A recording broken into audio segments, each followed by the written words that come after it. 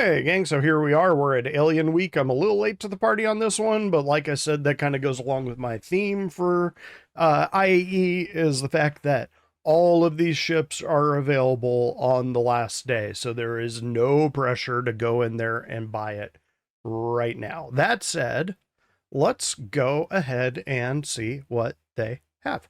First one up is Apoa, which is apparently just a name that the Xi'an made up lore-wise because they liked the sound of it. It doesn't actually mean anything. But anyway, they're Xi'an, and they do Xi'an ships for humans. So you got the Cartual, which is the scout fighter. It is very nimble. It is also extremely large in the cross section. They've toughened up these wings over and over and over again. So it's a little bit harder to hit now, but it still doesn't take away from the fact that this thing is just an enormous target and you can hit it from a long distance off. Other than that, $175. So this is the theme with the alien ships. And this is another reason why I didn't do this one right off the bat, is alien ships are all over. They're all overpriced. $175 for something that is effectively the Gladius for the Xi'an, which again, I believe the Gladius goes for $90. So yeah, you're paying almost $100 more for this. The Nox, very fast bike, very cool looking, very kind of Akira-esque, except obviously it's flying. $45. Again, you can get a starter package and buy an Oxen game an hour later. So I would recommend going that way. Suntokii is very, very cool.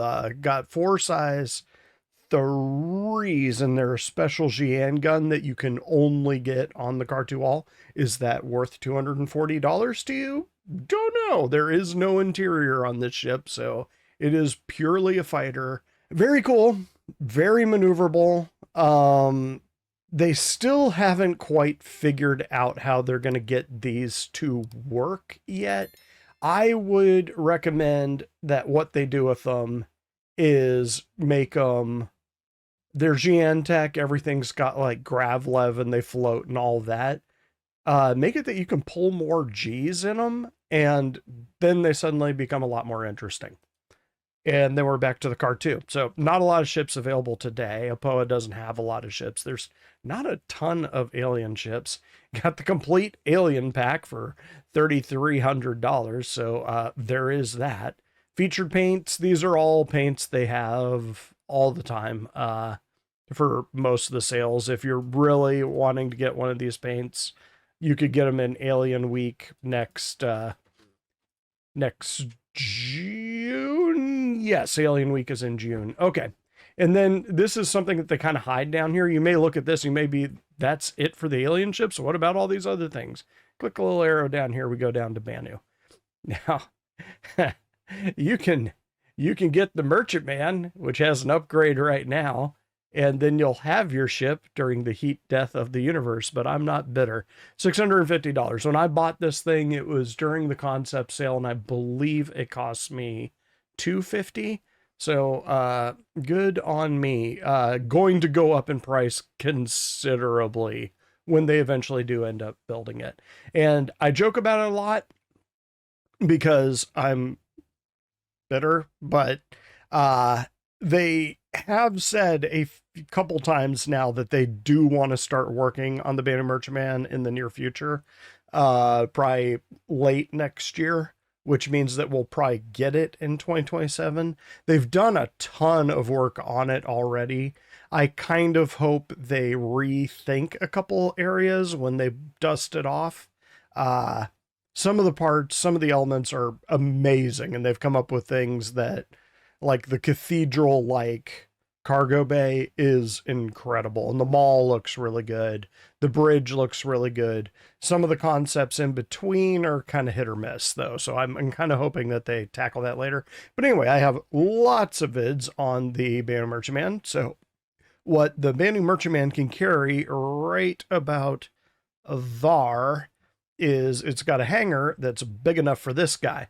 This is kind of a cool fighter. It is pretty maneuverable, has a really long range. three size threes. It now carries 6 size 2 missiles. I typically run rattlers, sort of 4 on this little internal thing, and then 2 stuck on the outside. I haven't actually tried to pull that missile rack and put on like 4 size 1s, but that might be something you could do. $220. Again, you're paying an alien tax. For this one, you aren't yet, but this will probably, this ship now is at least the size of the Polaris. And it has got some really big guns and some really unique features on it. So at $650, it's probably going to go up in price. So you got special things down here. So again, all these paints, this is the last time I'll mention them because these paints are available every Alien Week. If I see something new, I'll stop and talk about it, but there's nothing there. Asperia got a couple new ships this year, so let's talk about them. You got the Blade, again, $275 for something that's effectively the Vanduul Arrow. It's not bad, but I would say it is not as good as an arrow, so you might as well just get an arrow and knock off $200. A lot more effective. The Glaive, huge guns. I believe these are size 5s, and it's got like 2 size 2s here, and it's got some of those missiles. Eventually this ship will be able to ram with the arms. And another cool thing about this version of the Glaive is that this is the old school version. When Squadron 42 drops, you'll get the Squadron 42 version. They'll be a lot more true to that. Like, this is sort of what they were originally thinking for the Vanduul. This is more of what we got, and when I get to the Stinger, you'll kind of see what I mean. Prowler. Prowler is a stealth drop ship. It carries, I believe, 14 people kind of in jump seats. These things open on the sides of it, and everybody can jump out all at once, which is kind of cool. Its gameplay isn't really in yet. It is a stealth dropship. So it's kind of, think of it as SEAL Team 6's Stealth Blackhawk. That's basically what this is. And it is stealthier than ships its size. It's a very large ship for what it's doing. But it was supposed to be able to fly right up to capital ships, disgorge a bunch of Tavaran raiders onto that ship, without them ever knowing it was there. It's not that stealthy yet.